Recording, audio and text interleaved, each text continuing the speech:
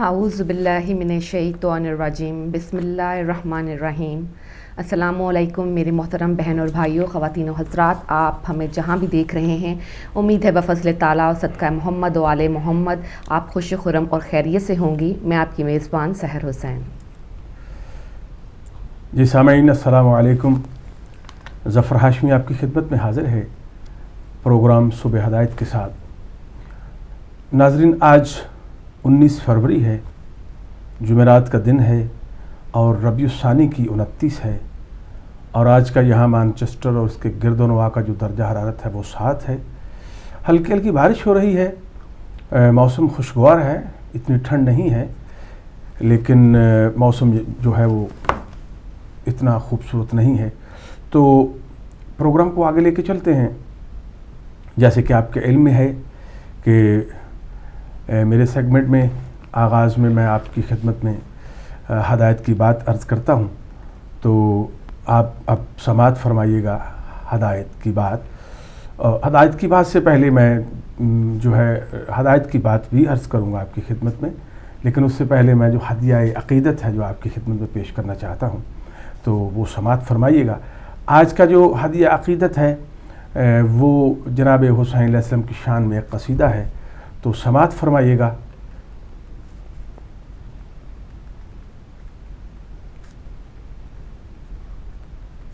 जी, तो समाअत फरमाइएगा आज का कसीदा।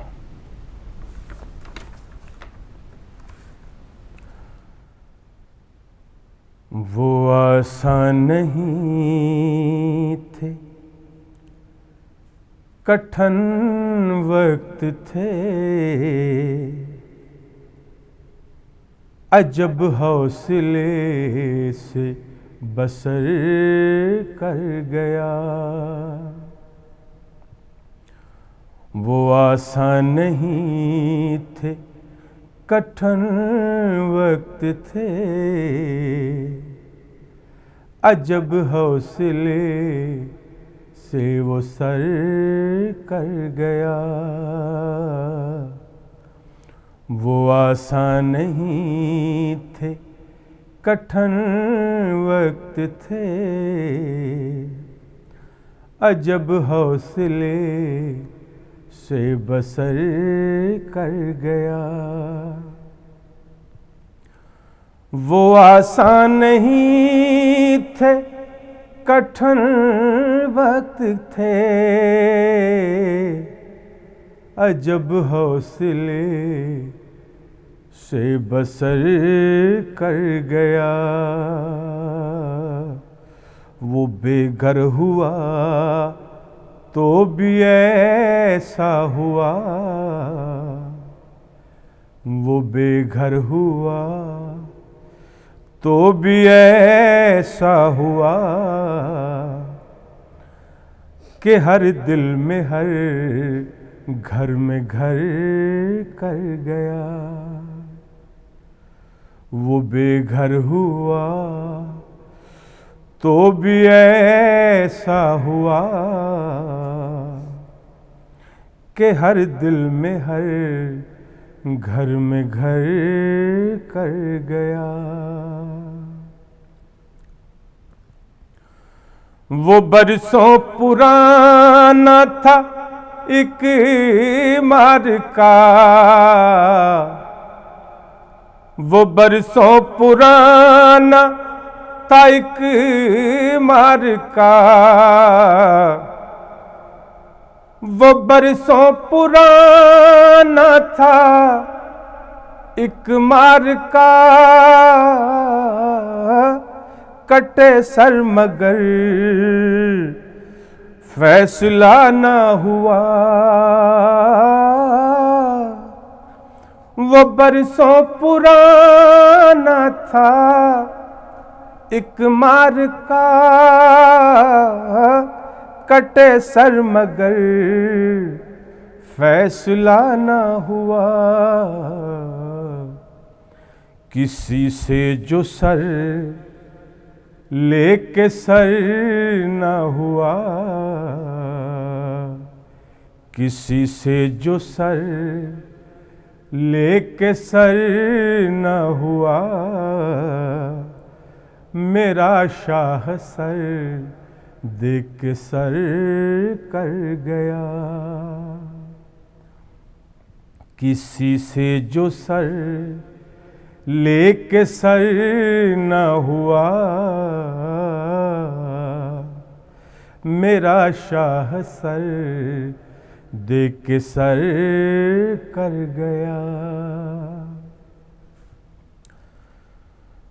जो परवां चढ़ी थी लहू चाट कर, रगों से वो तेरे सभी काट कर। वो परवां चढ़ी थी लहू चाट कर, रगों से वो तेरे सभी काट कर। दिए दोस्तों को, दिए दोस्तों को महल खुल्द में, मुखालिफ सभी दर बदर कर गया। दिए दोस्तों को महल खुल्द में, सभी मुखालिफ सभी दर बदर कर गया। जिसे मौत आई वो मरता रहा, कबूल उसके असरात करता रहा।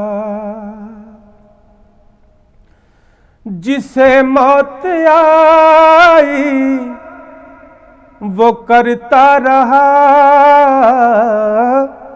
कबूल उसके असरात करता रहा। मगर मर के ये जिंदगी पा गया, मगर मर के ये जिंदगी पा गया। असर मौत का बेअसर कर गया, मगर मर के ये जिंदगी पा गया। असर मौत का बेअसर कर गया। वो आसान नहीं थे, कठिन वक्त थे। वो आसान नहीं थे, कठिन वक्त थे। अजब हौसले से बसर कर गया, अजब हौसले से बसर कर गया।